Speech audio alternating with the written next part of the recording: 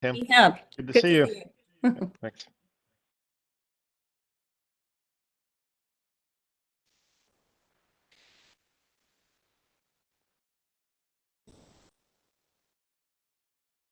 Okay, you're all set.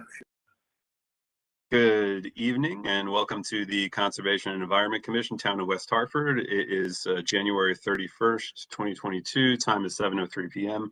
And welcome. This meeting will be conducted exclusively as a virtual meeting, broadcast live on television at West Hartford Community Interactive Comcast Channel 5 and Frontier TV Channel 6098, and stream live at the appropriate link. Commission members and members of the public who wish to speak during the public comment portion are making use of the link provided at the publicly posted agenda. Everyone else, do please stream us via YouTube. Thank you very much. Calling to order and attendance, myself, Matt Masunis, present. Mr. Rick Bush. I'll ask everyone to unmute and say present. Present. Sorry. Ronnie Rodman. Present. Jessica Schaefer Helmicki Talrico. Present. Emily Scott. Present. Kim Hughes. Present. Emily Grainer Sexton. Present. Ted Newton. Present. That's who I'm seeing with us here tonight. Please, and who I'm identifying via the screen. Thank you very much. I'll state at the outset here that I think in the crafting of our agenda for this meeting, we kind of collectively misread the status of the leadership changeover that we were discussing back in November because it wasn't formally articulated back then, and we were going to leave it to the next meeting. But as we crafted the agenda, no one had flagged that. So yours truly is left holding the ball once again. On purpose. And I'm happy to be with you once again. So I suppose I'll be sharing the meeting, but Emily, to whatever Emily Scott, to whatever extent you wish to take over officiating, I am completely open to any expressions of interest. I'll weigh in as needed, and then we'll formalize whatever it is to be formalized upon a properly noticed discussion of such things. Well said. Moving on to old business, approval of meeting minutes from November 29th, 2021, previously circulated and publicly posted. Do we have discussion?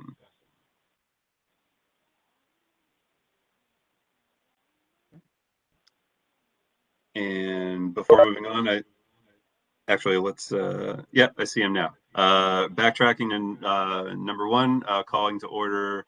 Do we have Sean Daly present? Yes. Sorry, you needed to be a Philadelphia attorney to figure out how to get into the new meeting website this year. You are now marked. Okay, back to approval of meeting minutes. All in favor, say aye. Aye. Aye. Any opposed? Any abstaining?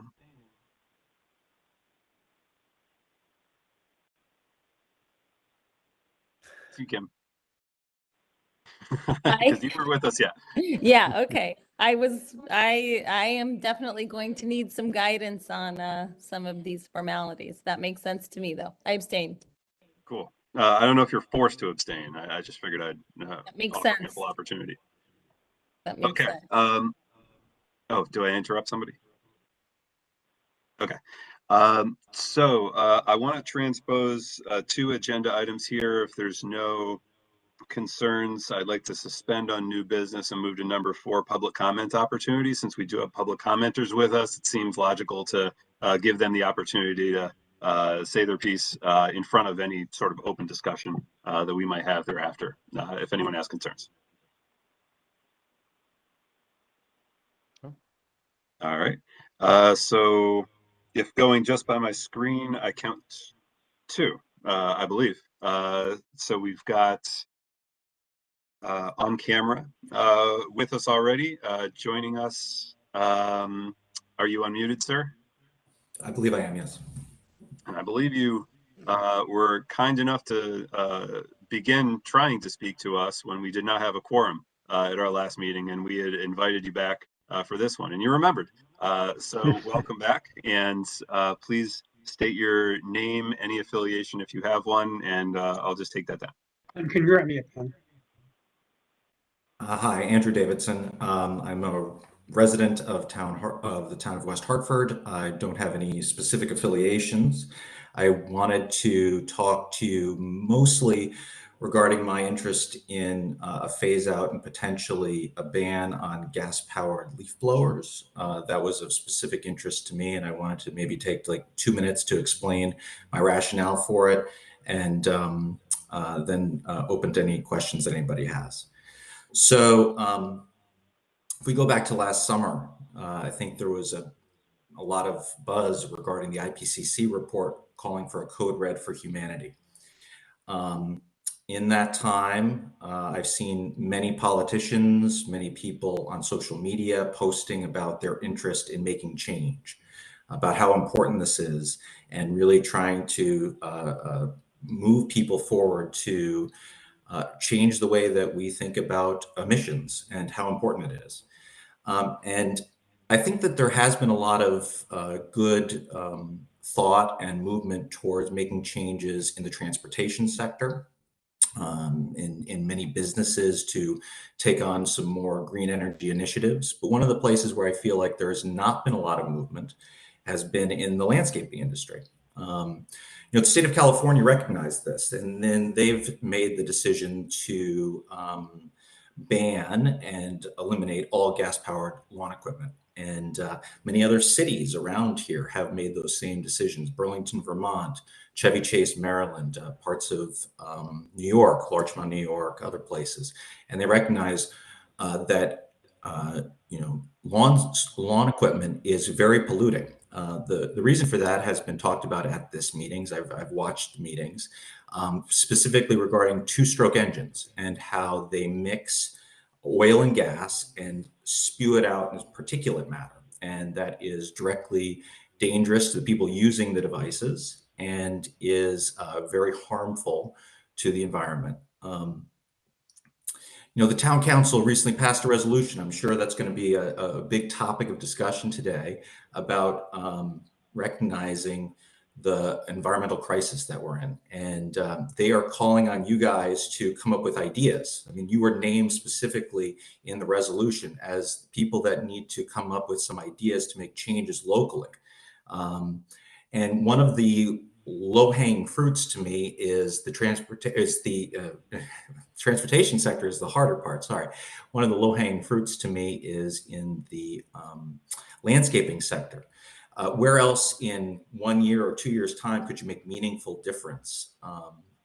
The state of California recognized that the landscaping sector produces as much, if not more, pollution than the transportation sector because of how it produces the particulate matter. And so they made change. And I guess I was calling on you guys to potentially make changes as well to see if we could really move forward with this crisis. So those are my thoughts. Thank you very much. Thank you, sir. We appreciate you coming out tonight. I do have public, well, actually, I think we should probably move next to the person who is also with us tonight. And then I have written public comment that was also offered. It may be from your same household, so I don't know how much credence in terms of a full exact reading I should give it, but I said that I would, so I think I will. But before that, we have Mr. Stephen Sack with us. Are you off mute, sir? Yes, I am. And before getting started, Mr. Davidson did cite the recently passed climate emergency resolution through town council. I do have that brought up. I did mean to mention that, and I'll give that a discussion and summary for the group after the public comment portion, just for everyone's edification. Mr. Sack, please state name, affiliation, and say your piece within, I'd say 3 to 5 minutes, if that works. Thank you, Matt. I'm Steve Sack. I'm a commissioner on the Clean Energy Commission, a resident business owner in West Hartford. I know this was brought up before. Matt, could you kind of just give a little quick brief of what your commission's looking to potentially do tonight? Is it Sure. different from last time? A little bit. So let me set the table here. We were charged by Town Manager Hart's office and Town Manager Hart to be examining what the town may do or should do and create recommendations toward that to pass along to them for the subsequent consideration by town offices, town manager, town council, and they'll decide should something be done about the resident complaints that had been on an uptick this year with regard to lawn equipment, and that seemed to have a focus on leaf blowers more than other sorts of equipment. The rationales that were cited by the various resident complaints ranged from noise, which we determined is under the town's direct regulatory purview, to health and also climate. Now, the public health of the people using them when it comes to two-stroke engines and what was cited with emissions in particulate matter, and the broader fact that it's a generally unregulated source of emissions in the sense of there's no catalytic converter, et cetera, or anything on two-stroke engines. So for those reasons, we were asked to form some manner of recommendation for the town so that we could take a look, so that they could determine should they or should they not act and in what ways. There's a number, as we were examining it, there's a number of ways you can cut that, right? The all-out ban sort of option was the main item discussed at our November meeting. And we go back to November because we didn't have quorum in December. And so during the November meeting, we had traded ideas on that. There's a number of ways one could, cut that if you're doing it just on the basis of, see, you've got me talking, Mr. Sack, so I'm just going to, but I'm table setting here. I hope you don't mind. Go ahead. There's a number of ways you could do that. So one of them would be, for example, do you do it based on lot size? For example, are you on a quarter acre versus a 3 acre property? Does that make a difference, right, with your neighbors, etc.? Is it a matter of time of season, time of day, how many people are on the property at any given moment? Is there a difference if one's equipment is zero emissions or electric versus the traditional two-stroke engines? And what are the trade-offs if compelling a changeover away from the two-stroke engines in terms of performance? And what does that mean for either residents or commercial property owners? And that's another way to cut that. Are we talking about commercial businesses or residential? And so under that regulatory umbrella of do you ban these or tighten the reg on it, the noise ordinance, that was the overall discussion in November. As it was reflected in our meeting minutes, and anyone can let me know if they feel otherwise, although we just adopted the minutes, we had determined that there probably wasn't sufficient support, like 50% plus one, of this commission to be moving forward something along those lines of an all-out ban. That's kind of where that shook out to my recollection.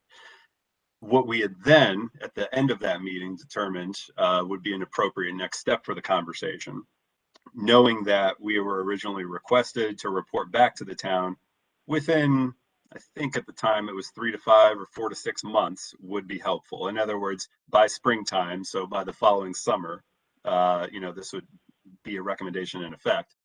We were then thinking, okay, let's move forward and discuss the carrot instead of the stick side of this issue, which is should we be either incenting the conversion to electric or zero emissions or however you want to cut that equipment away from two-stroke engines, or or creating an education campaign, which was kind of the leading idea that came in and that people seem to be most enthused about, which is not necessarily the Conservation and Environment Commission devise and create an education campaign, although we could.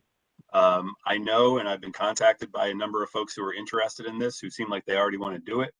I think that our role here would kind of be as the gateway to the town manager's office, possibly town council, in the crafting of a recommendation for any sort of action. So the town is to be determined right now in terms of their next steps on anything regarding this past our examination of it.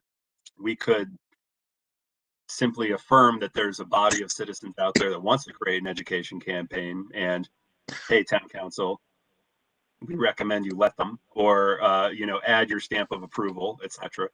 Or and zero action. You know, there's an entire spectrum of possibilities here.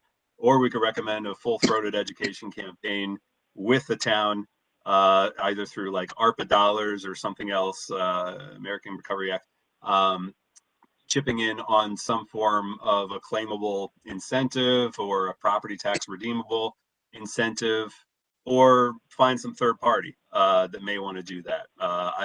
In my own research here, I think it was someone, Mr. Davidson mentioned Burlington, Vermont, their utility Green Mountain Power, I saw offers an incentive, and they're the fuel purveyor, right? Electricity. So they've got community budgets. Could they be requested to do that sort of thing? Could a third party, nonprofit, or some other level of government be requested to be offering some form of incentive? All those things are the sorts of discussion items that we had discussed putting on the table back in December for this meeting. So that's my 10-minute way of explaining to you, Mr. Sack, that we are talking tonight about education campaigns generally when it comes to this, and what form that should take vis-a-vis this recommendation to the town. Before you proceed, other members, am I recalling that correctly to your recollection, and is there anything that you would want to add? Mr. Bush. I just want to say that I can't believe how well you recalled that and then verbalized it to the group. That was, considering it was over 2 months ago, that was very, very impressive. I don't know if you were reading it or you had a memory of it, but that summed it up pretty well. I think there was some opposition on this committee to going to leaf blowers that were not gas powered, just due to the actual practical use value and the noise ordinance not being that difference. I made the comment that I own both a gas powered and a battery powered, and the battery powered is just as loud as the gas powered almost, but it's a lot smaller. It's a lot less powerful.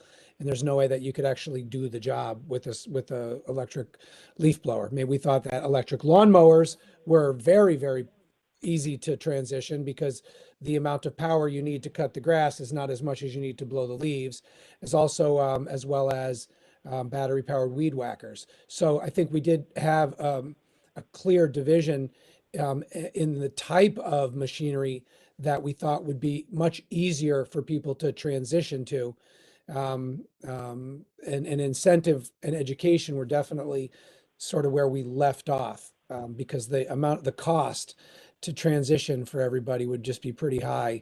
And I think Sean brought up a really good point about the production of lithium batteries, and there may be some, some alternative negative consequence to lithium, but yeah, that was an amazing recollection. So thanks. When you have to share this stuff, then you're in the middle of it, so you do remember this stuff. As I try to remember what I was going to say in response, our new member, Kim Hughes. Just briefly, I want to introduce myself. I'm a new member joining the Environment and Conservation Commission, and so I'm sure there'll be an opportunity after we've heard from the public comments to kind of open this discussion a little bit again, right? Because I have quite a few thoughts on this topic. Thank you. Sure, not a problem. To the extent that they comport with the minutes that we just adopted, right? Because that kind of cements the path in, I would imagine. And Thank you, I Mr. have, Chairman. oh, what was that? No, I just want to make sure, right, we just need to make sure we conform to what already the CEC has decided. I thought you'd like that one, sir. So let's see. All right. Rick was jogging my mind about something earlier, and I'm sure it'll return to me. I don't want to forestall our public comments or any longer. And thank you for joining us tonight, Mr. Zach. Well, thank you for getting me caught up here and explaining what you guys are looking to do. I do support an educational setup of some sort, public outreach. I think that's a great idea for those that want to, use electric landscaping equipment to have their choice. I think that's a great thing. As I said, back in the fall, having a ban just won't, it isn't feasible. So I do support an educational plan that you're looking at of doing. I think that's great. I think, without getting into a lot of details, I do support that as a resident and business owner in West Hartford. I don't support the ban. I know some people said it was, the noise from the leaf blowers were disturbing and they couldn't hear their phone conversations as they're working at home. I mean, my only comment to that really is maybe have a HES audit done on your house, because maybe the insulation and the windows need to be replaced. And if you're that concerned about the environment, you're spewing, the heat and air conditioning out of your house set, maybe you button it up, it'll help insulate it, keep the heat and the air conditioning in, and keep the noise out a bit. But I think it's, it's not feasible for everybody to use electrical lawn equipment, but an educational part I think is great. And if that's where this thing is at, then I'm very happy with it, and I appreciate the time. No, we appreciate that, including the plug for a HES audit. For those who don't know acronyms, the Home Energy Solutions Program through our public utilities is a great way to spend $0 to $100-something and get up to $1,000 in energy efficiency improvements done to your house through weatherization. Since I was the one who cited earlier the inability to work from home, and that's probably the reason, or one reason, why we're hearing more of these complaints is the uptick of work from home, right? And what I was seeking to remember with what Rick was saying about the noise difference, what I've studied up on, and perhaps this is accurate, is that with electric motors, you'd have a higher wavelength of noise. So if you're point blank from it, it might seem the same. If you've got like a two-stroke engine, it's a lower wavelength of noise, which tends to permeate walls and windows more. And so the neighborhood could probably hear the noise a little bit better. I think that was the main reason for that difference right there. And yes, I did have a HES audit, but I'm due for another one because it was probably 8 years ago, and you should always recycle, that sort of weatherization efforts on your home. One thing that I was mentioning earlier, before I forget, and this was what I was seeking earlier, was in thinking about should there be some incentive campaign. I had mentioned back in November that Sustainable CT, the statewide certification body for town menus of actions to go sustainable, does have a community match fund. I was going to do some homework after the November meeting as to whether or not they could chip in for doubling the money, essentially, for if some sort of crowd-funded method of incentive was created. After that conversation, I came away from it with the idea that they could provide matching funds for any sort of collateral purposes, or things that are material to the education campaign itself, but not necessarily for the value of incentives that are placed onto anything like a product.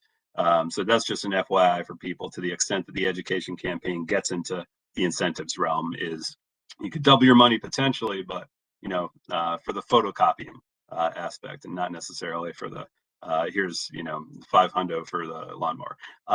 So going forward, I think we have an additional public commenter here, Ms. Christine Feely. Is that accurate? Yes, hi. I'm Christine Feely, and I'm a resident of West Hartford.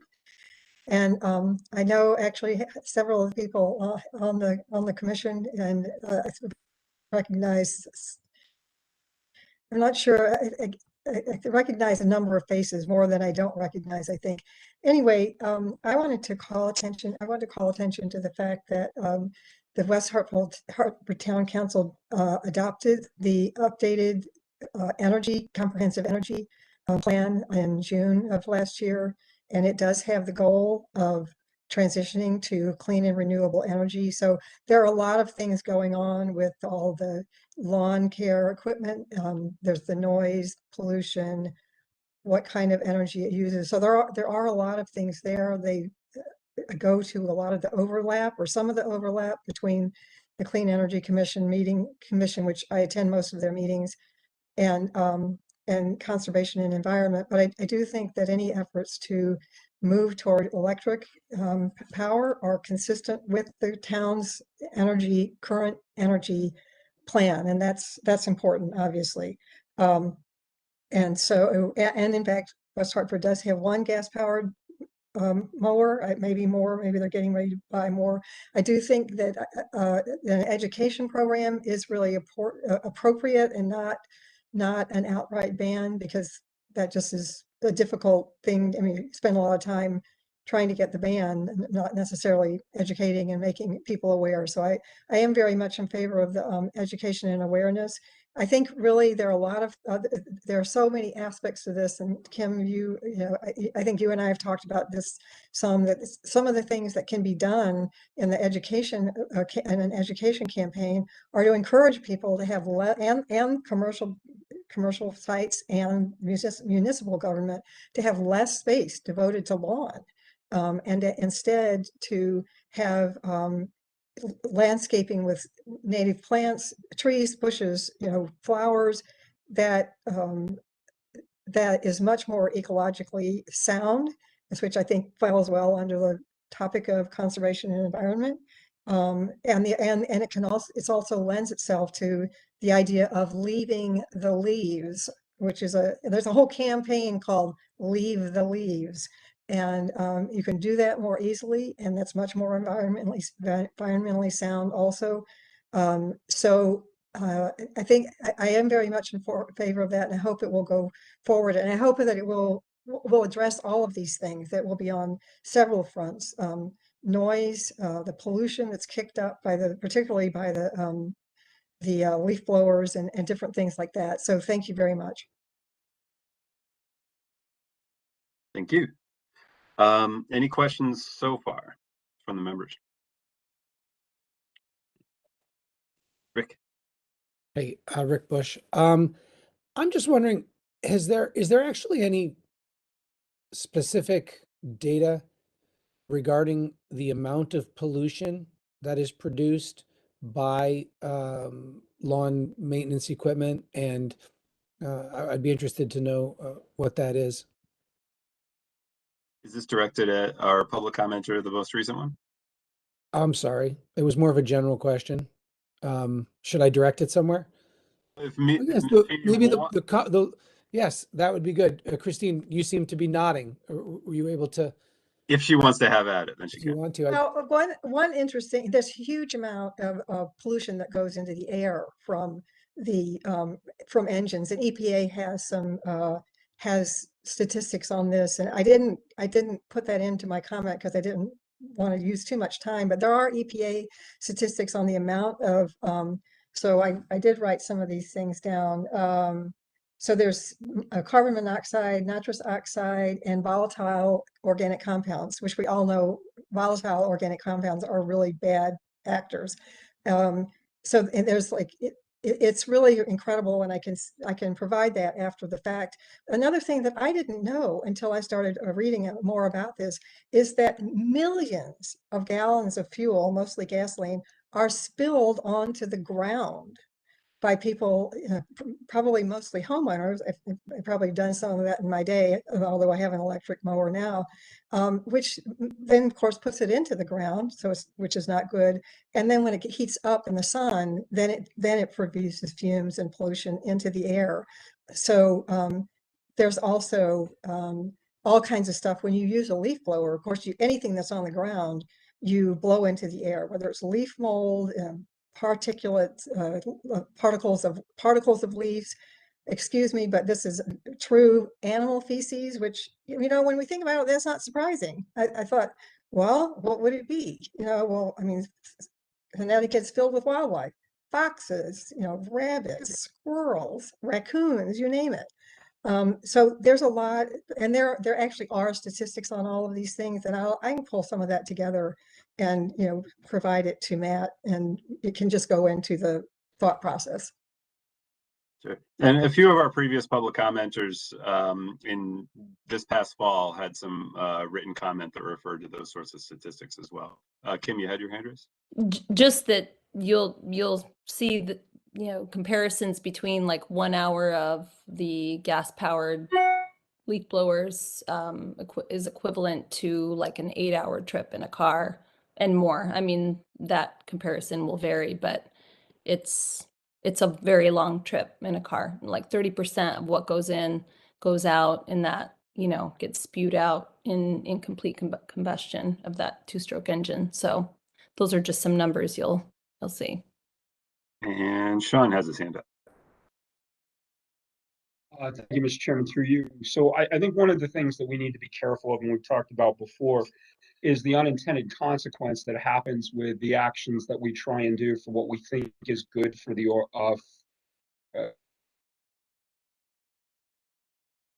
good for them.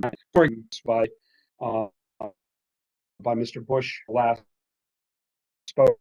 But what is it? 70% of our energy, electric energy, comes from fossil fuel, be it natural gas. I had said coal incorrectly, but it's still natural gas. It's a fossil fuel. So one of the issues that I have is actually going to an electric system really solving the problem? And the answer is no. You're actually now going to tax a larger fossil fuel grid. So a lot of times when we try and do what's right, we do so in a manner where we're not thinking about the overall big picture. Would these folks on the call prefer the state go to more nuclear power for our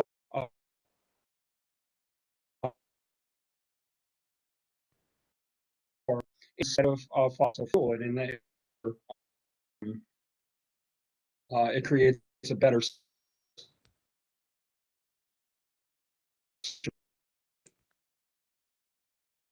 We might be having bandwidth issues. Power and are not recyclable, and that creates an issue. So one of the things I would ask for all of our public commenters and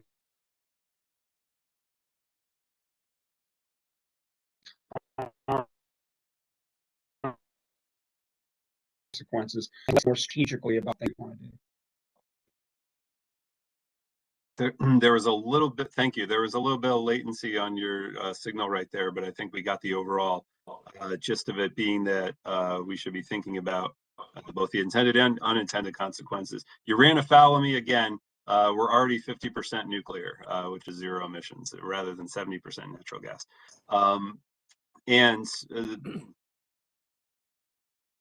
I'm still sharing, so I won't be your. Sorry, I heard I was breaking up. I'll wait for a future meeting. Sorry. Yeah. Okay. Thank you for that. And do we have any other comments at this time? Yeah. Hey, Matt. If Steve Sack here, if you could look on ISO New England to go right now, and right now it's stating it's 44% natural gas, 22% nuclear, 20% oil. So really 20% right now. Yep. It's because of the temperature. Yeah, Right. and then as you get more electrification going on, the nuclear cannot expand anymore, unless the people in Greenwich or Westport are going to let a nuclear power plant go on their beach. I don't know if that's going to happen or not. So there's a long time until we get the clean electricity coming. But for now, it's going to be nat gas and fuel oil when it gets into peak demands. As the more and more electricity gets thrown on the grid, the more backup you're going to need for more natural gas and coal and oil into it. Certainly for peaking generation, although I heard the governor say at a conference a couple days ago, foretelling that it might have been in 3 years, 3 to 5, we've got the offshore wind coming in, which is about 20% of load. But peaking is the operative adjective that you used right there. Yeah. Yeah, well, let's leave what he says alone until it actually happens and see what it really does. I know the windmills off of Black Island are pretty much shut down with problems right now. So they're not the solution. But when you talk about Burlington, Vermont, all their electricity comes out of the hydro. So that is clean electricity up there, but we don't get it here. So you're just offsetting the power from your front lawn, or the emissions from your front lawn to the power plant. But again, if we're talking about an educational campaign, fabulous, and keep it onto that part. Thank you, sir. It's always difficult for me to chair these and then express my own opinion, so I'm going to reserve my own opinion right now. And then in order of hands raised, we had Rick, and then Kim, and then our guest Andrew. Thanks, Matt. I know it's tough. I had a couple of comments. I forgot one of them. I have a friend who I went to college with who actually designs plants that burn fossil fuels in all over the world, in China and India. And I met with him last summer. We went out to beers in Glastonbury, and I was like, dude, how could you do that? I mean, that's like the worst possible job. And he's like, well, let me tell you, there's no possible way that we're going to have enough clean energy in the near future, because there's not enough rare earth elements to make batteries. There's not enough capacity in solar. There's not enough capacity in wind. So I think that this argument this argument in a positive way, this discussion is good. And I think that you need to start to push towards the infrastructure. But I think that it's a very long way off, and more, it's much more unattainable in the short term than I think we all realize, just because of the amount of energy that we consume and produce. It's going to be very, very difficult to transition to clean energy sources. And I do think that it is good to start at home, and all politics are local, really. And I do think that there are good ways that we as a community can start to send the message that we believe that we need to move in the right direction. And I think we can be a beacon for other towns and for the state in some way. But I think that we need to be very careful about how we impact our citizens with any bans or anything like that. I think that, I still support the education, and I still support some potential incentives, but I think that an outright ban is just too draconian for this commission and for this town. So thanks. Thank you. Kim is next. Thank you. So probably we should get some balanced feedback on like what the capacity and like what the sources of our energy will be going forward. Maybe, from your friend who works in the industry, we would, I don't have that information. I can't provide that, but takes me to my next point is that I think the goal might be then to, by whatever means, people are transitioning to electric appliances, but I think the goal is to expect or ask or kind of demand that people rethink their usage of this lawn equipment in the first place. Okay, so the overall demand actually would be going down. People realizing, oh, it seemed easier to get out my leaf blower, electric or gas, and blow the grass clippings off because I don't like them. But now I'm realizing I actually should leave the grass clippings, and it's the middle of summer, and I can put my heavy duty equipment away for fall, or I can put it away and, I'll put it back in my garage where, many other people in the neighborhood can use and share it, because our demand and our need for these, for these lawn appliances has gone down. There are a lot of impacts too that we haven't talked about. I know, like the soil structure, like the speed at which that air comes out of these lawn implements, the leaf blower is so fast.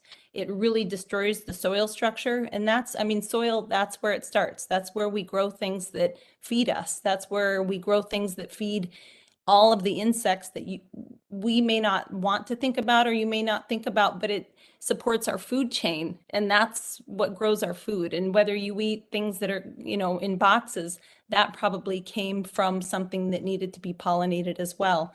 So there was a couple of other things, but I want to give everyone else a turn to talk too. But we haven't talked a lot about, an equitable community. And I know that, it might be worthwhile, like really thinking about who exactly we're talking about might benefit, and who might, have a setback if there was any kind of,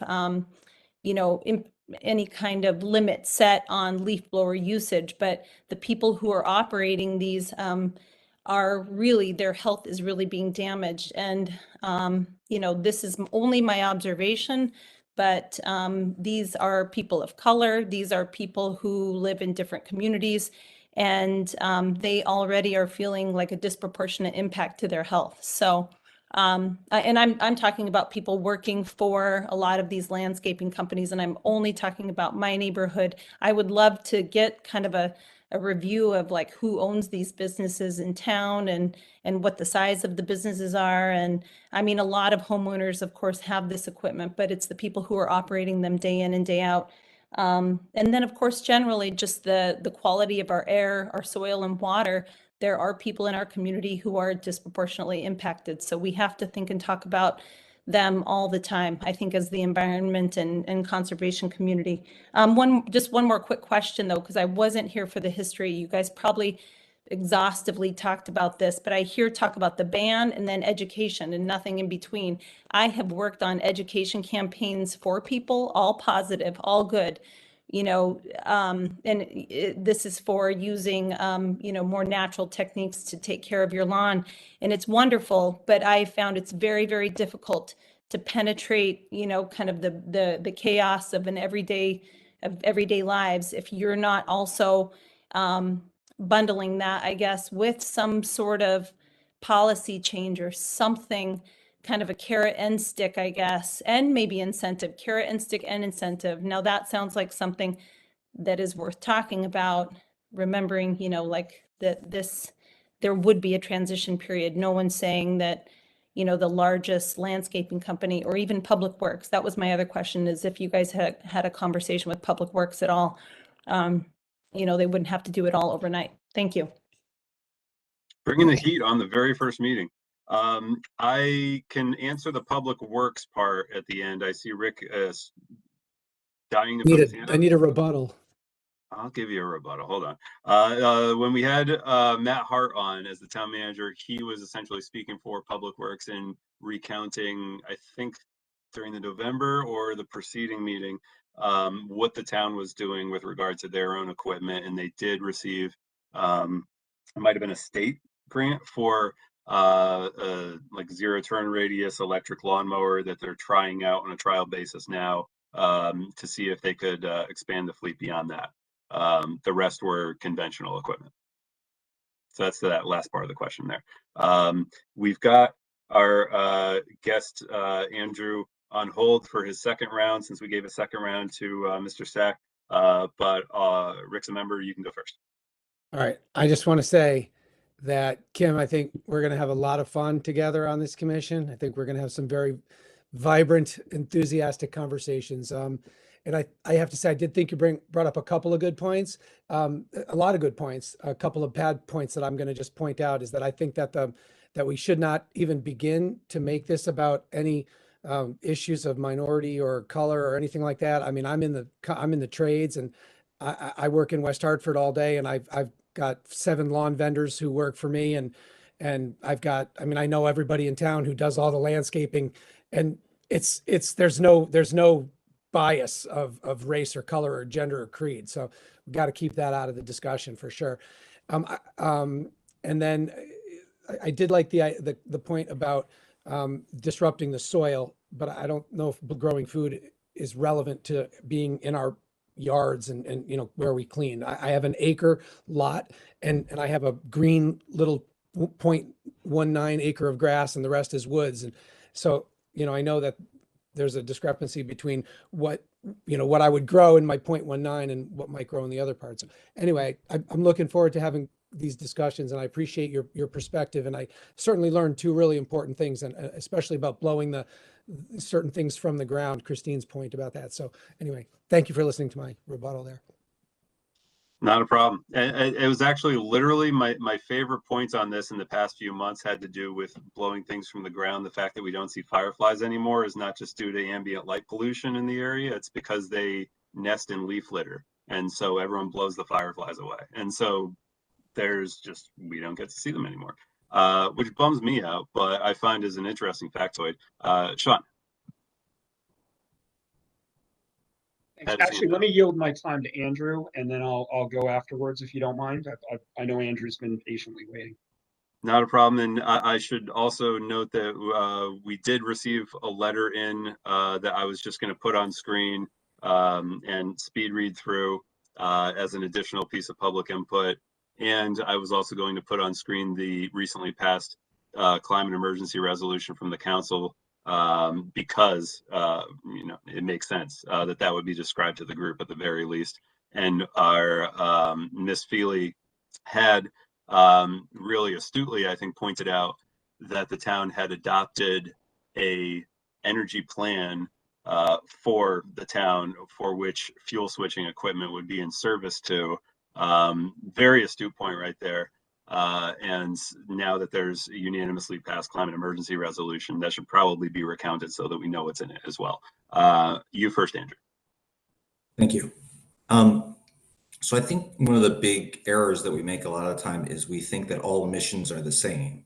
And I think we have to spend some time just saying really quickly that the heavily scrubbed emissions from power plants are extremely different from the emissions that are coming from a 2-stroke engine. You know, so in the comment before about 30 minutes of leaf blowing, I mean, that's equivalent to thousands of miles in a Ford F-150 truck. And that's crazy. I mean, that's not all emissions are the same. And just, I know that was a prior point, but I just wanted to say, you know, we keep commenting on how education alone might be enough to move the needle here.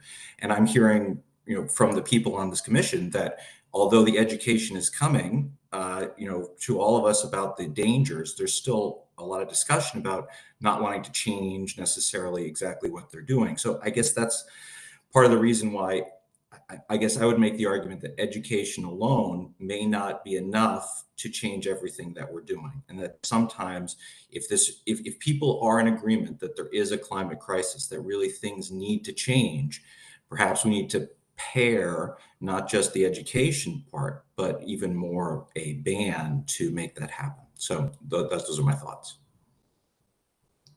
I believe we had Member Steve. Commissioner Daly. I was distinguishing you from guest speaker, Steve. Oh, no worries. So, yeah, so a couple of things I want to mention, and I don't know, you know, like you were talking about, I believe one of the guest speakers was talking about the leaving the leaves.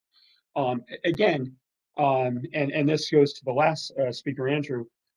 Yes, the reason it's not that people don't necessarily believe in climate change. It is, again, that we want to be, we don't want to be we don't want to rush into things because we've seen time and time again us doing that and creating more problems with what we thought were solutions. And a perfect example is with the Leave the Leaves campaign. One of the big issues is if you talk to any fire chief, they will tell you that leaving leaves on your lawn creates a huge fire hazard.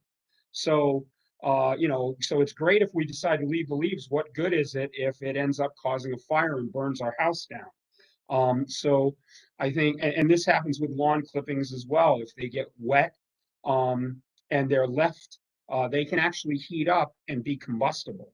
So it's something that, again, we need to be careful and need to think about unintended consequences on our actions. And then to Andrew's comment before, I understand his comment about emissions are different, and that emissions coming from energy plants might be a little different than your Ford F-150. The difference is that when you take the emissions coming from a local plant is maybe a lot less than an F-150, but it's like and I'm making this up and being over dramatic to make my point, but it's like having a million F-150s that are cleaner. What does it matter when you've got that kind of volume coming out? So I just think what this commission is taking this act seriously. But I believe I asked at the last meeting that guest speaker Andrew spoke is, I think we also need to be careful in saying that everybody thinks like this. Because if everyone thinks like this, I'm happy for you to go to referendum on this, on a ban. I don't think you'll be successful with it. But the reason why you're coming here is because you're hoping it doesn't have to go to referendum and that we can just get this done in a non-transparent, right, minority type of way. And I just think we need to be careful and think about all our voters in West Hartford, not just a small select few. Thank you. In service to transparency, I will note that for those interested in the fullest recounting of our dialogues, they should view the YouTube recording rather than consult our meeting minutes, which are much abbreviated summaries. Ted, did you have your hand up? You're on mute, sir.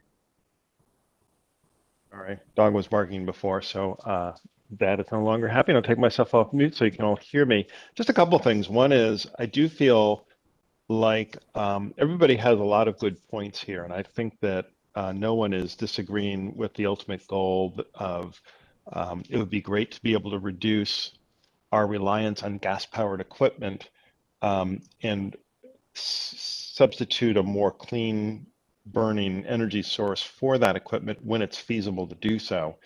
And I understand Sean's point about going to a referendum. I think he's probably correct in the sense that the community probably wouldn't support a ban at this moment, but that's because the community itself hasn't been fully made aware of the issues. I think the way the people on this commission have been, and certainly the people who are speaking in front of the commission have educated themselves on a lot of the topics. And so I do feel like part of our responsibility is to take the public dialogue that we've had over the last couple of months and think about a way that ultimately benefits the town of West Hartford in the areas of conservation and environment. And I think, maybe I think we'd have a different perspective to say, well, if we banned everything, in a year, would that be a good thing or a bad thing? But I think we could all agree that having an educational campaign which would inform people about the consequences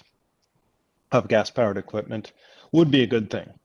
And it would be a good thing because people who haven't given this topic a thought in the world will now become thinking about it. And so when they go to replace that gas-powered leaf blower in a year or 2 years or 4 years, they're going to think twice about getting another gas-powered leaf blower. They're going to think about the information that they've seen, not just from us, I assume, but from other places, and make a more informed decision that hopefully will align with all of the factors that we've brought up here today. I consider myself to be a pretty informed homeowner, and I made the switch to electric gas powered, excuse me, lawn equipment a year ago, and love it. I think it's great. And I could be a good poster child, I guess, for your average homeowner Joe who, has a quarter-acre lot and spends, 45 minutes or so, taking care of his lawn every week, and it's actually a joy to do it now. It doesn't bother the neighbors. It's lighter, it's faster, it's all that good stuff. And yes, it costs a little bit more to get that equipment, but I'm really happy with it. So education, I think, is really important. Kim, you made a really interesting point, and one that had been made by another commenter, I think, a couple months ago that I had never really thought of before. But what is the impact on the worker who uses gas-powered equipment all day long? That is something that I don't think most people really think about, and including maybe the business owners who hire employees to do that, and maybe the employees themselves. They may not be aware of what it is to their health. And so I'm a big believer in that education and information will lead to change. And if I'm a worker, whether I'm a teenager, doing it for a side job, or somebody who's, this is my main profession, now all of a sudden I've got information and I can go to the employer and have that conversation with the employer. Rick, you mentioned that you deal with firms in your in your professional capacity. So it's a conversation that you can have, and with more information, I think people will begin to make the changes voluntarily, as opposed to us trying to be or recommend a regulatory approach that is perhaps not fully based on facts the way they are right now, and will not be fully accepted by the community right now, because they don't have enough information to be able to evaluate that. So I just thought I would try to bridge all the different opinions here to say, I think we can all agree on education's a good thing, and we should definitely go forward with that. We can always return to this idea of regulation in a year or 2 years when we think perhaps the community is more right for it, the technology is a little bit more advanced, and perhaps the environmental impact on the electrification of things isn't as significant as it is right now. Ted, I really appreciated the context setting that you were doing up front there, especially in trying to tie all this together. Like, okay, for a number of months, maybe half a year now, we've had some fun conversations.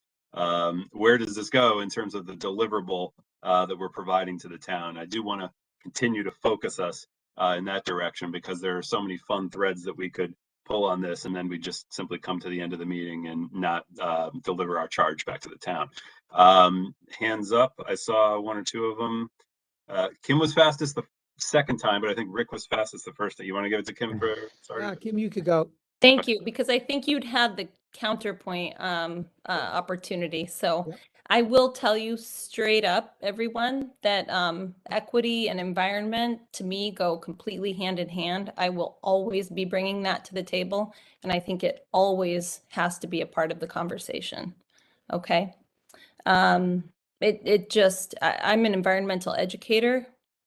It's something that I'm from Wyoming. I don't know if you guys know that. I grew up in Wyoming. My dad's a farmer. He's like the guy that we're talking about who's working and using the equipment and is like hurting his health, but he works and needs to work, and this is what he's done his entire life, and can't do anything, can't or won't do anything else. So that also is something that I identify with. I don't see that worker, by the way, going to the employer. But Ted, so helpful, your summary. That was so helpful. So I guess I'm new, and this is a topic that I have just a lot of history thinking about, so that I don't expect to be talking so much all the time, but I had to offer those pieces. Education alone, as if that's what we emerge with. And I haven't been on this committee, but I don't know what that means we do, because the education part, I have been on various organizations in our town that are kind of similarly focused. And every time, and some of them I'm leading, believe me, and we come up with education as the answer, and I have yet to be successful despite hours and hours putting educational campaigns together. And I don't even think that's what we would do. We wouldn't do the educational campaign writing, or I don't know, maybe, but that is almost, that I throw that out there so everyone can be ready for it. Again, it's the idea that, for just a resident of our community, it's just one more email in the inbox to put aside for later. And so we've really not affected any change. And so I think, Matt, you brought up the point, and maybe you guys could tell me right now, like, we've got this climate resolution declaring a climate crisis. We've got the clean energy declaration that says we've got to do these things. And so here's an opportunity, and it seems like a pretty, we've seen towns be successful with it. Not an outright ban, not immediately, but I don't think that's what we can do either, right? We can't ban it, but we can like suggest that the conversation about a ban or a seasonal ban or a, something in between, not just education and not a complete ban, but something in between. We can recommend that conversation go forward. Can't we? That is in my view, doing what we're supposed to do. Rick, can I jump in? Yes. Kim, let me steer you. If we were to make a recommendation to the town about anything regarding an educational campaign, then given your experience with educational campaigns there, would you have anything that you would think that a town could lend to that where they had perhaps been absent otherwise, and that would have mitigated the degree of success of that educational campaign done by like a non-governmental organization, right? Like, if you had the town on board with you, what action might they affirmatively take that would make any sort of a difference from otherwise, right? Just a concerned group of citizens. That is a Have any very ideas? good question. That is such a good question. I have actually gone over, and I mean, creating educational campaigns that grab people's attention, especially about topics like this, where you're kind of relying on kind of more, noble instincts or, kind of a change of habit. I have thought before, like, oh, that would help to have a town sponsored plus, partner, nonprofit partner, combining. That alone might add some weight. But let's just put it this way. I've designed educational campaigns directed to people who've shown interest in learning about natural lawn care. They're already interested, okay? To get them to come to the table for a free workshop to learn how to do these things, to learn how to take care of their lawn using natural. I mean, it is a very, very small chance of engagement or percentage of engagement. That's been in my experience. I've done it for years. And again, that's small scale. That's why I bring up, an incentive of some kind does seem like a natural fit, but then an incentive, there's a cost to this equipment, to our community. It's a cost to health. It's a cost, it's not just the cost that the landscaping company owner has to pay to upgrade, to electric equipment. There's that cost, but let's definitely identify those costs and make sure we clearly understand and clearly help, people like that, incentivize them, make them whole, especially because this is in all of our interests. This is a transition that is in all of our interests. So that's not a good answer. I'm sorry, but I really can't think of what that would be. I don't have a track record of success, so. Well, let's try over time, right? Because I'm glad you like my question at least. So in hour number 2, let's all try and focus our comments, whatever they may be, in the direction of coming up with an action item for resolution at the end of this meeting. And I still will bring up 1 or 2 items on the screen out of my duty to be sharing those, but I feel like a couple folks are still champing at the bit because as these virtual meetings are equivalent to just being around the table talking, right? So Rick was first, I think, and then Sean. All right. So this is great because this is such an ideological discussion at this point. It's gone sort of beyond practical.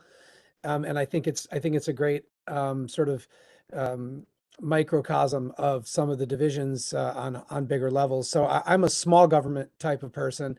I think that we should be allowed to run our own lives a little bit more, and I don't think we need to be dictated by a government how we should act or be. Now, that being said, I own a battery-powered chainsaw, a battery-powered weed whacker, and I would definitely buy a battery-powered lawnmower. So I'm not saying that I don't buy into the idea that it's a good idea.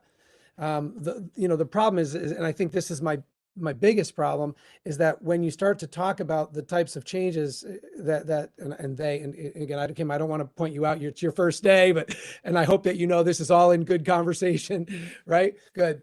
Is that this is really just a money discussion at this point. It's economics, it's small business owners, it's homeowners. You're trying to make a transitional total change from something that's fully ingrained in, and I'm not saying it's not good. I'm not suggesting that we're all doing ourselves any benefit by it, but it's money. You talked about who's going to putting on some educational, people can come, who's going to pay, who's going to do it, are you going to volunteer, and how important is it to do it? And again, if you get those things done, that's great. I think when you start to get into higher levels of government and you start to come up with all these plans, it ultimately becomes who's going to pay for it and who's going to run it and how's it going to work. The Unite CT program, one of the greatest, helps to renters in the history of Connecticut, is struggling mightily, just tripping over itself, trying to get this money out the door. So, it's not that simple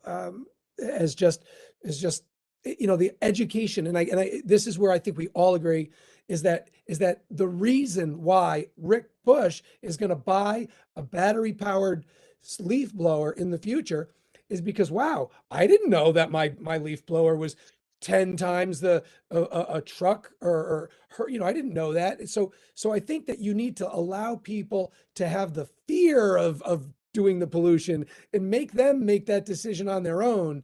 And by putting it out there that, hey, this is not good for you. It's not good for the environment. It's not good for all these things. And, if there's some incentives, that would be great. But it's where does that money come from? And who's going to pay for it? Obviously everybody, if you could roll out these programs and provide this training and find a place to hold it and the materials to distribute and someone to write it all up and you get it all, that's the hard part. It's easy to say, well, let's do this, but then you got to get the people to actually go out and do it. That requires money, that requires organization, that requires government bureaucracy, and that just makes bigger government that never really fully functions of itself. People governing themselves, ultimately, it should work in theory when they're educated as to why this is the best way to be. So again, I'm really enjoying this conversation very, very much. And, I think we've gone a little bit beyond practical into ideological. And I do want to throw a shout out to Ted. Thought your comments were spot on. Very, very, very good. And I love that you are so quiet, but at the end, you just hit it. Lurking in the shadows, right? Yeah. Yep. He always does that. He comes in with the key guidance. Sean. Thank you, Mr. Chairman. Yeah, I don't want to dogpile on what Rick said, but sorry? Echo, that was erroneous. Okay. Don't want to dogpile on what Rick said, but I do think it is important to mention that I think the people of not just West Hartford, but the state of Connecticut have mandate fatigue. I think timing is everything. To Rick's point, we're tired of the government telling us what to do. And I disagree with a couple of comments made. Yes, we're part of the Conservation Environment Commission, Clean Energy Commission, but I would say that there are a lot of voters, a majority of voters in West Hartford are just as knowledgeable, if not probably more knowledgeable than we are about environmental issues. So I really, I take issue when people think that we're smarter than the voters of West Hartford. We're not. And we need to remember that we serve the voters of West Hartford. I think for some ideas that we need to talk about, let's talk about some ideas, right? So I agree with Kim on a couple of points that education alone does not work. Totally agree with that. Education without incentives does not work. So I think when we think about what we want to do, you need to couple education with incentive programs. So for example, right, shouldn't we, I know we want to act local and this is a municipality organization, but really shouldn't we be talking to or having conversations with Derek, Kate, Jillian, and Tammy about creating some sort of elimination of state sales tax for gas-powered equipment? What about a property tax rebate for landscapers who purchase and homeowners who purchase electrical landscaping equipment? And you can have it as part of your receipt and be able to do it some way through the property tax. If we really want to put our money where our mouth is, then let's start taking away from the revenue of the town and putting it towards this program. Thank you. Interesting. So you're talking about not just potentially seeking funding sources, but going upstream in terms of advocating policies that just have, a broad-based impact in terms of the defaults anyway, like a sales tax abatement or something like that, right? So sure. I mean, Rick mentioned, right, and Ted has mentioned that the equipment is much more expensive. If you eliminate the sales tax on the equipment, may not equivocate, but it certainly will help and provide incentive people look at. And the property tax, that's a great idea, because all the landscapers, when you buy a tool over $500, you have to put it on your Schedule E or whatever it is, and you get taxed on that. So if you eliminated property tax and you gave people, especially small business owners, business property tax credits, I think that'd be a great incentive, a very effective one as well. Because definitely people there, let me say, the battery electric ones are much easier to run. You don't have to carry the gas, you don't have to spill the gas, you don't have to smell the gas. I mean, they're definitely superior in many ways. I have a battery powered weed whacker, and you just turn it on, turn it off. It's great. It's, you're pulling the thing left and right. It's terrible. So, I mean, what is it like when you're pulling the thing? Well, I'm just going to second what Rick just said, because I have still a gas-powered snowblower.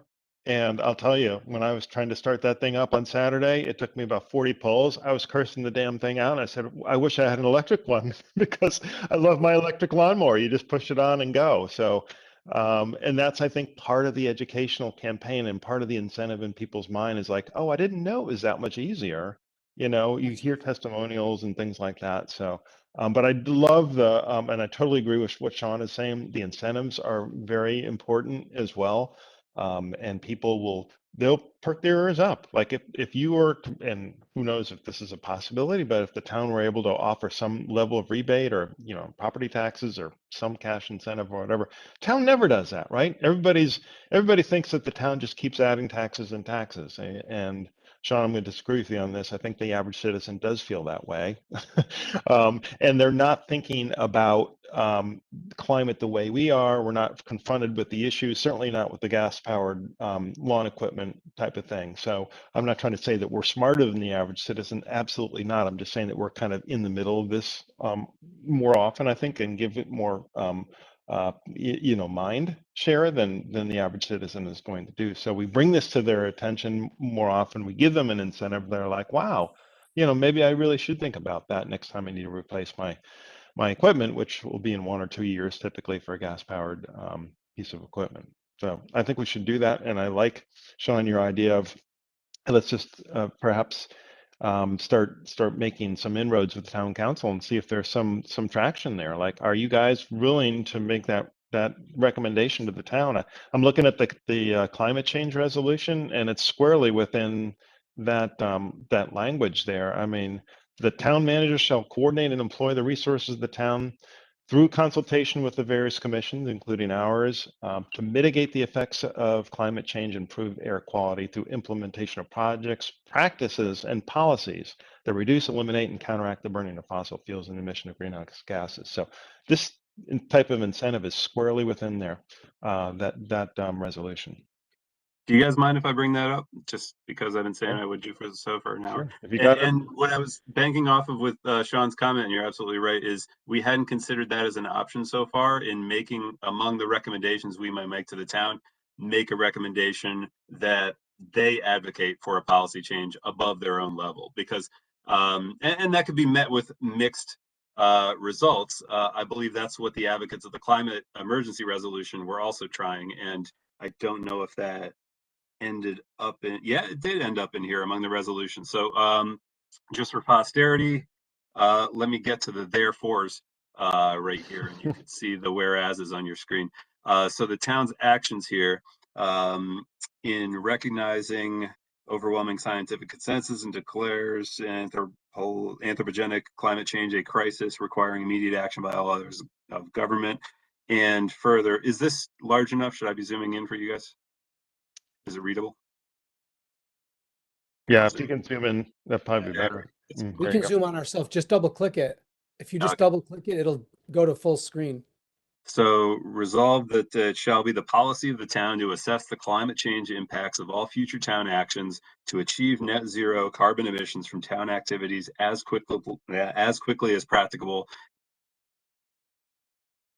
and to encourage that seems to be applicable here. Be it further resolved that the town council calls upon federal, state, and local governments to take immediate action to address the climate crisis.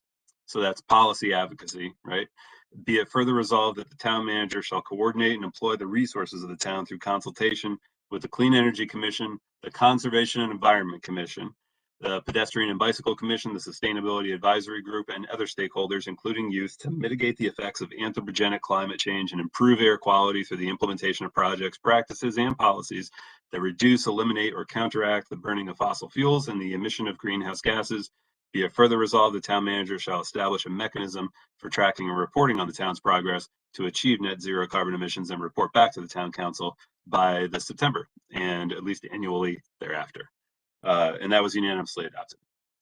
I'm glad that we are written into that as a Connecticut party also body. agreed to that, by the way. Oh yeah. Excellent addition. I do not know how to stop sharing. This appears to be. I don't think he legally was supposed to. But... What's that? Never mind, Rick. Probably better as a never mind. So let's see. As soon as I could stop sharing, I'll do so. Mr. Chairman, just a quick question or statement, if I may. Absolutely. In addition, there are a couple of other ideas that I had that aren't necessarily related to the gas-powered versus electric-powered lawn equipment. Did you want me to bring those ideas forward, or is that something we want to table until our next meeting? Sorry, please reiterate one more time. I was trying to figure out that new interface on stopping the screen share. No worries. No, I just said there. Speaking of this, and I knew we were talking about this, there are a couple of other ideas that I have, but they are not related to the gas versus electric powered lawn equipment. So I wanted to know if it was appropriate to bring up those ideas at this meeting at this time, or if it should be tabled to the next meeting. Can you say what they are related to without getting into a fully expansive version of them? Absolutely. They are pedestrian and bicycle related on one, and of course I forgot the other one all of a sudden. It was pedestrian and bicycle related, and goodness. I apologize. Inter-committee coordination. It's something that you brought up before. Coordinating with other town committees, something like that. It is. It's one of the reasons why I wanted to bring on. I had asked if we could bring on somebody from the pedestrian and bicycle commission. Give me 20 seconds, and I'll think of the other one in a second. Sorry. I'll give you those 20 seconds and I'll give you more because I want to make sure that we narrow ourselves to a point on closing out this item in terms of what are we doing with a recommendation to the town. And Steve, you remember? I remember what it was, and that is several months ago, we had discussed the changing of the buses in town, and we had kind of come to a very close solution. Is that something we're planning to bring up again? And if so, I can discuss it.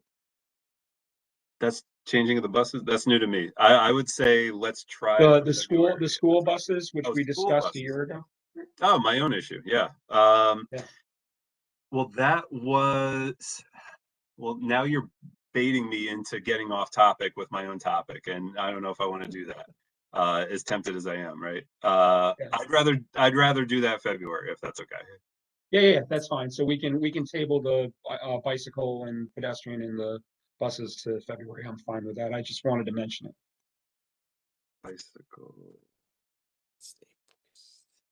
Head coordination and e-buses and leadership elections, since we meant to do that on the agenda for this month. Making myself notes for the next agenda. So anyone with a highly tuned organizational mindset have ideas about next steps here in terms of what we might be recommending putting on paper, or at least a process by which we start to put things on paper and collaborate, and then the next meeting formalize them and decide this is what we are submitting to the town. Does anyone have their wheels turning regarding what would be an agreeable way to arrive at that? I saw Steve's digital hand up first, I thought, and Kim second.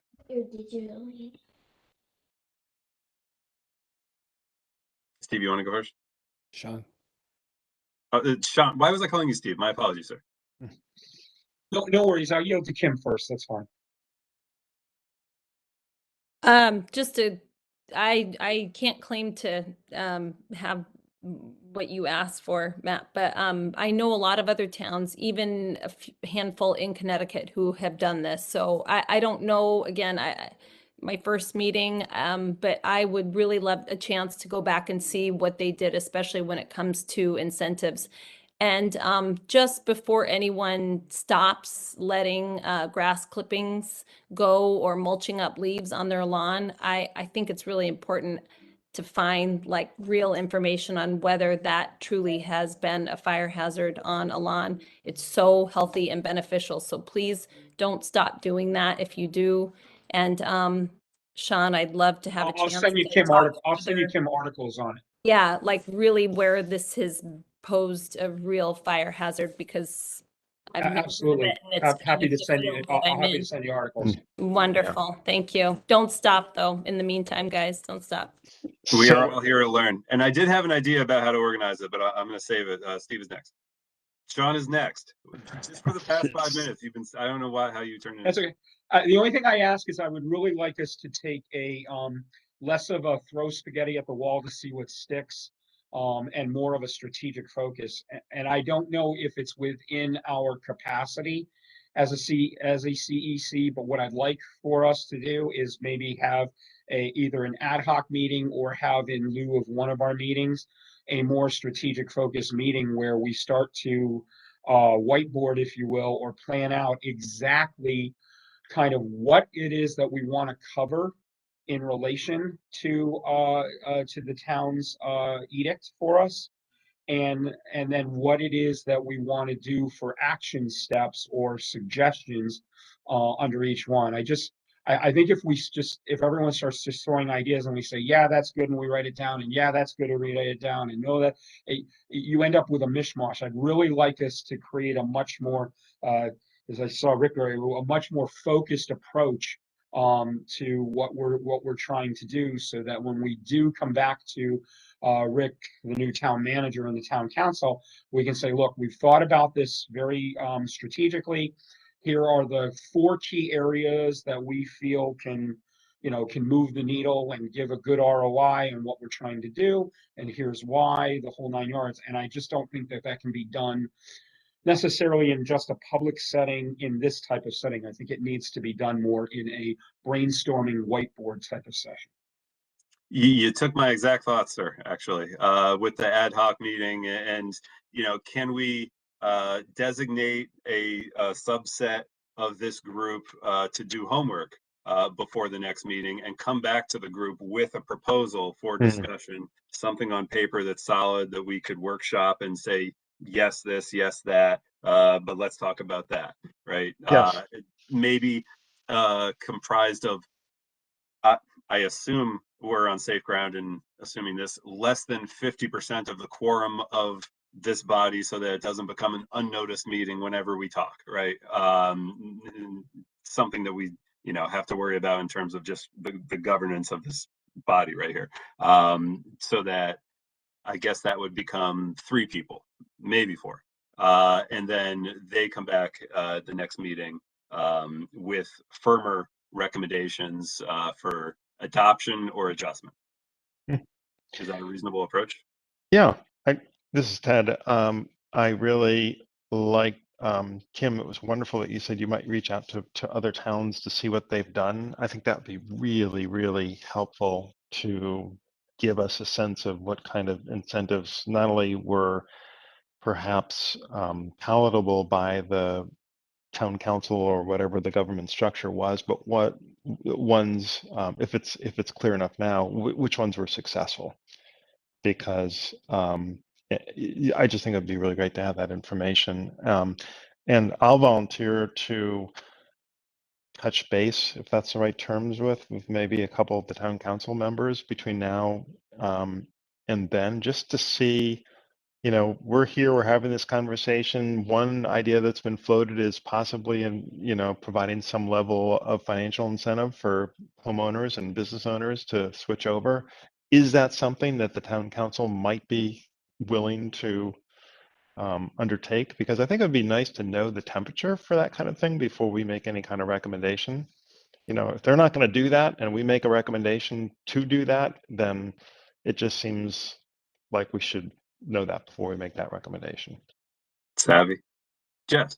Yeah, so I just wanted to jump in and point out that there might be some statutory prohibitions against offering certain property tax abatements or exemptions if they're not specifically authorized in statute. So that's just something to be aware of going into it.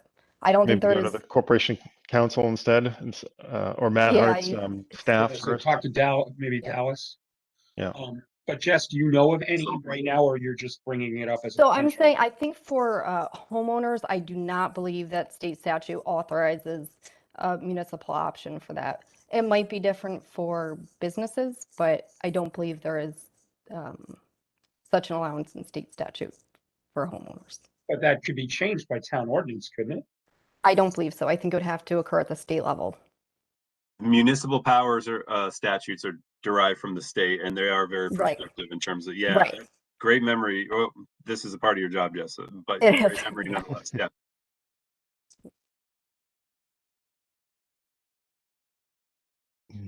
Cool. So it sounds like we've got 2 hand raisers, right? So far, we've got Ted and Kim for our ad hoc committee. I'm more than willing to contribute, but I would be, euphorically surprised if I was all of a sudden bumped off this ad hoc committee by enthusiastic hand raisers elsewhere. Is there another 3rd or 4th who wants to workshop this in the off season of the coming weeks? I'm happy to if no one else will, but I'm also happy to back out. So we're on an equivalent playing field as always, sir.